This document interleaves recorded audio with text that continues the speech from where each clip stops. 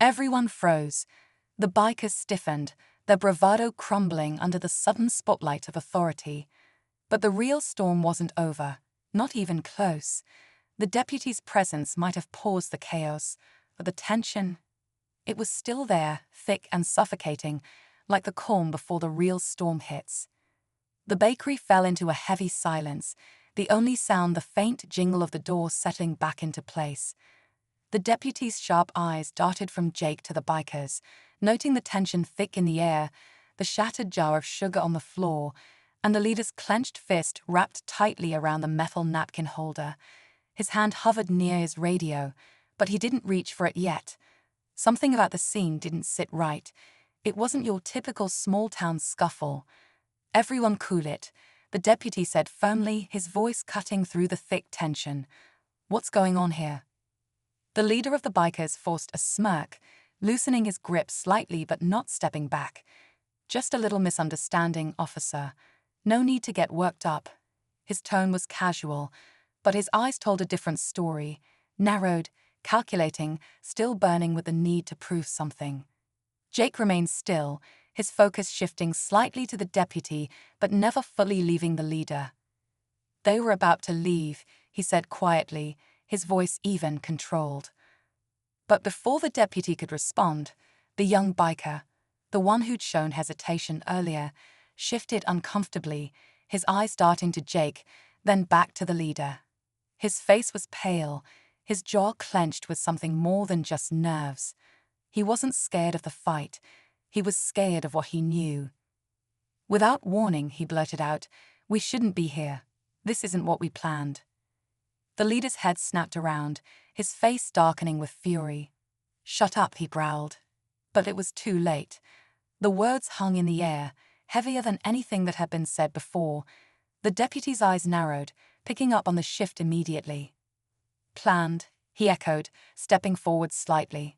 "What exactly did you plan?" Jake's instincts went on high alert. This wasn't just about intimidation anymore. There was something deeper at play. The bikers weren't just passing through town looking for trouble, they had a purpose. And whatever it was, it had nothing to do with muffins or closing hours. The leader's face twisted with frustration, realizing control was slipping through his fingers. "It's none of your business," he snapped, stepping toward the deputy now, trying to redirect the tension. But Jake saw it, the flicker of panic behind the leader's anger, the way his hand hovered near his jacket pocket. There was something hidden, something they were desperate to keep under wraps. The deputy's hand moved to his radio, but before he could call for backup, the leader lunged. And just like that, the fragile calm shattered. The moment the leader lunged, time seemed to splinter into fragments, sharp, chaotic, and fast. His hand shot toward his jacket, reaching for something hidden. The deputy reacted instinctively, his hand going for his radio, but he was a second too slow. Jake wasn't. With lightning speed, he closed the distance, his movements fluid and precise, like a switch had flipped inside him.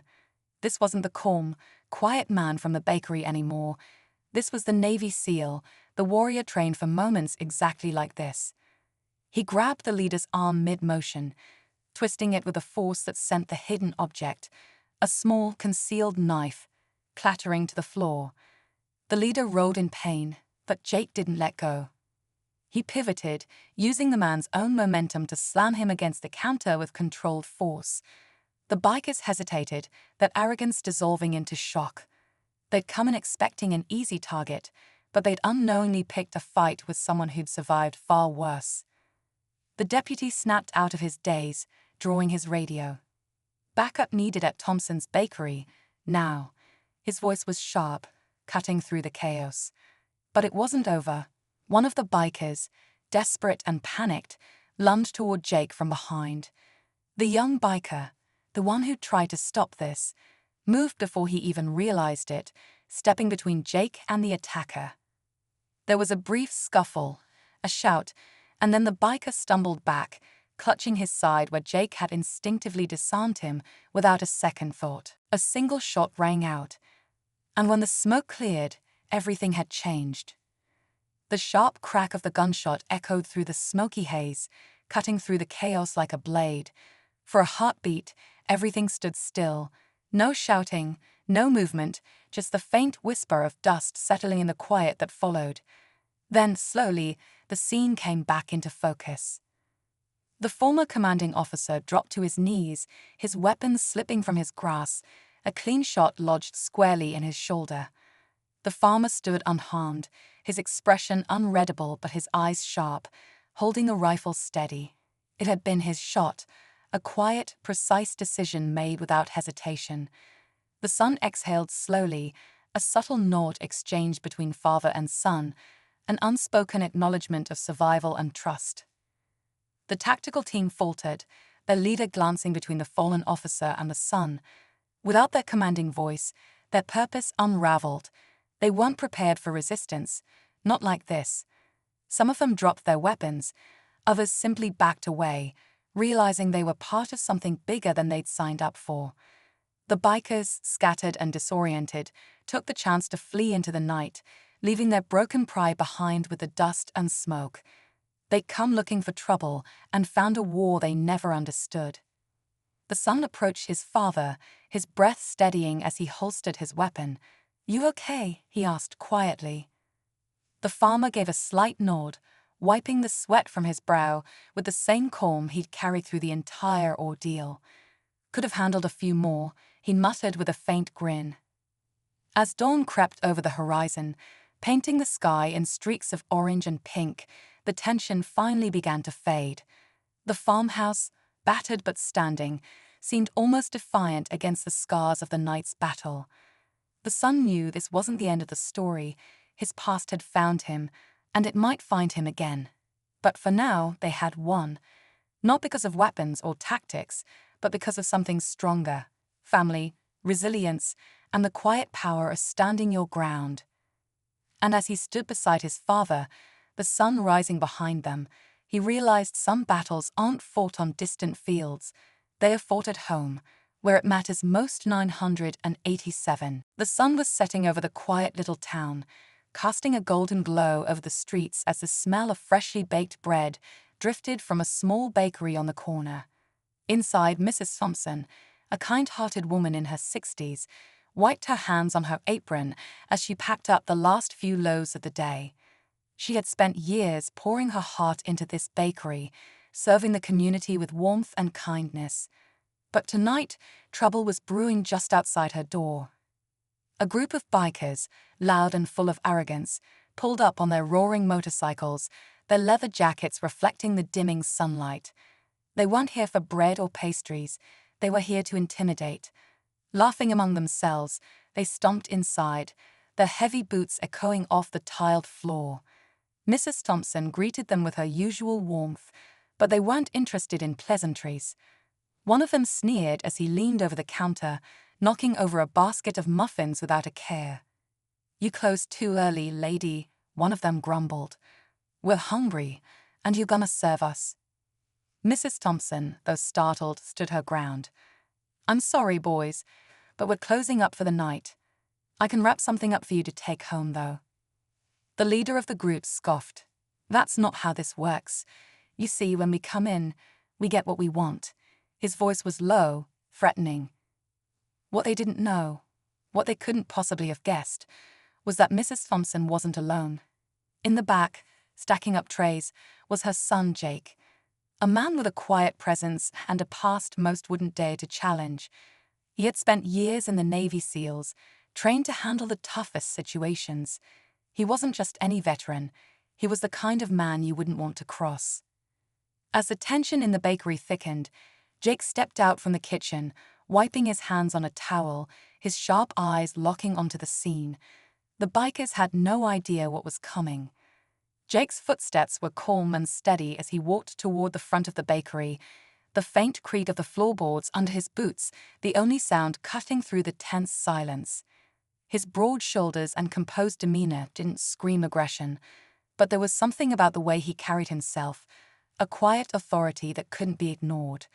The bikers glanced over, sizing him up, their smug expressions unchanging. To them, he was just another guy in an apron, nothing more. Mrs. Thompson's eyes flicked to her son, a mixture of relief and worry etched across her face. She knew Jake wasn't the kind to lose his temper, but she also knew what he was capable of. He didn't need to raise his voice or throw a punch to be dangerous. His training had taught him that real strength didn't need to shout.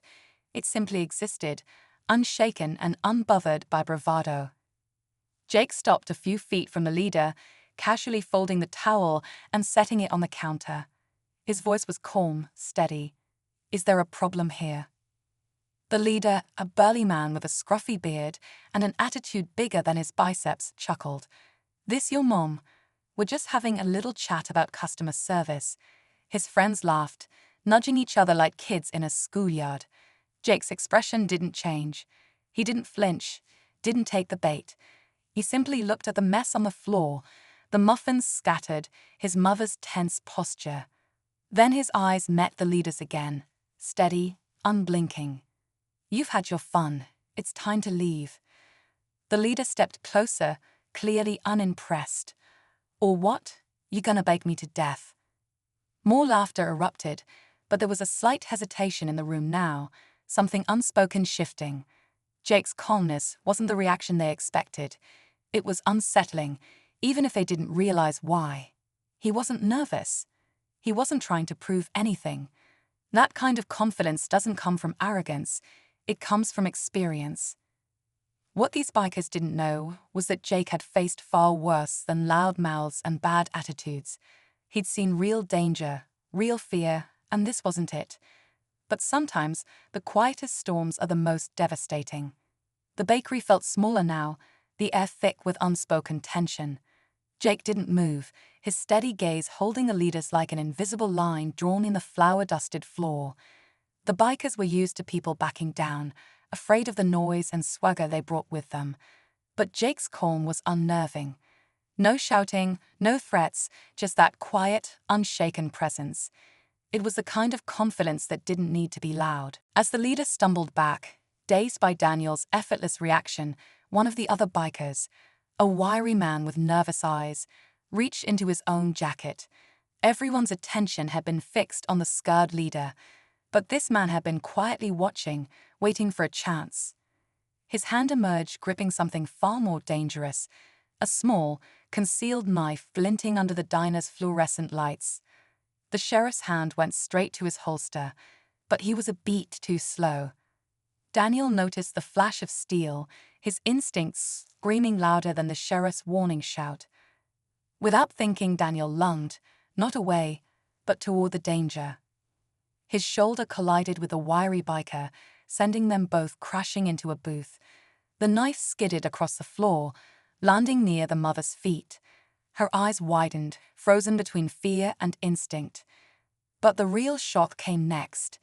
As Daniel pinned the biker down, the man snarled, "You think you're some hero. You don't even know who we are, do you?" Daniel's grip tightened. "I don't care."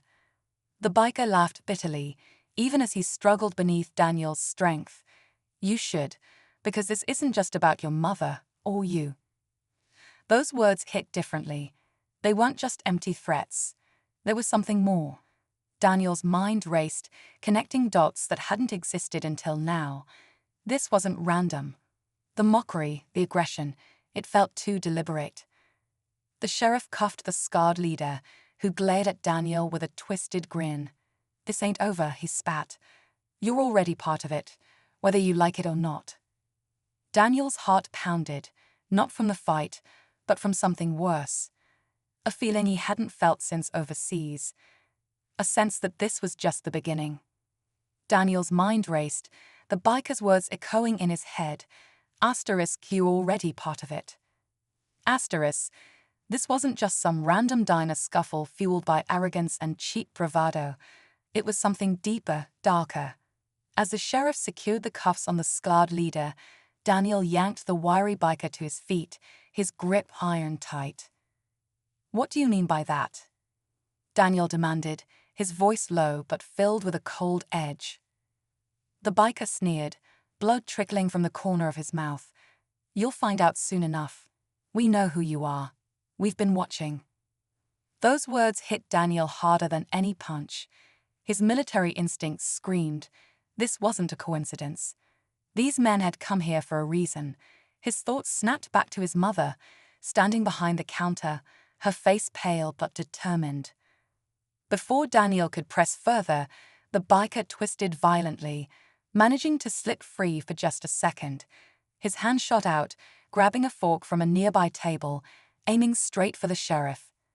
But Daniel was faster.